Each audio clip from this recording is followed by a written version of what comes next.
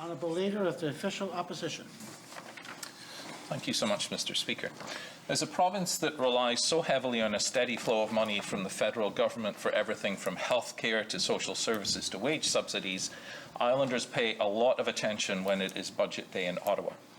Yesterday, Chrystia Freeland delivered the first ever Canadian budget by a woman, and in this most uncertain of times, it's going to have some profound implications for a lot of people who call Prince Edward Island home.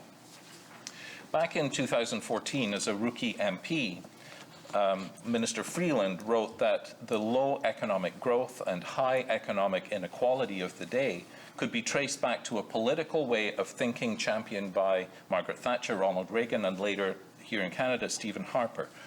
And Minister Freeland lamented this neoliberal attitude to governing, which encouraged a lack of government action, too little stimulus, too little oversight, too little redistribution of wealth.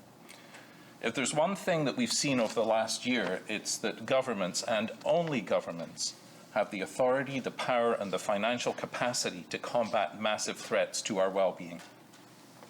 And as we have also seen all over the world, jurisdictions informed by what now looks like a horribly outdated approach of small government, of lack of regulation, and a reluctance to be interventionary, have served their citizens extremely poorly. There are many aspects of this budget that suggest a new approach to governance and fiscal management that I would argue are far better suited to our times. $30 billion on a subsidized national childcare program, $18 billion on a green recovery to help create over 1 million jobs, and a move towards fairer wages with minimum wage set at $15 for federally regulated jobs. There are many other items that will also have an immediate and profound impact on Islanders and island businesses, including the extension of various federal support programs. And let's remember that 8 out of every $10 that have been spent on relief programs have come from the federal government. A new program specifically for the tourism sector, money for long-term care, and increases to old age security.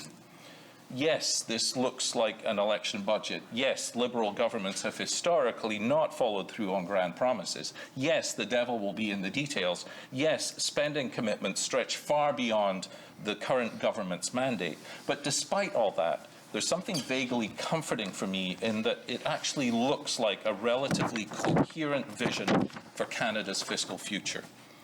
Budget discussions are inevitably about numbers, but if they're only about numbers alone, they tend to numb the mind. Spending and tax policies signal political values and intent. Is this the same old, or is this something new that is more in alignment with the realities of a post-COVID world where a new approach to fiscal policy is desperately called for? Whether you agree or not with the new direction signalled by this federal budget, it is undeniably a plan with a vision. And in politics, a lack of vision is no longer acceptable in a world that is hurtling at full speed towards an uncertain future. Thank you, Mr. Speaker.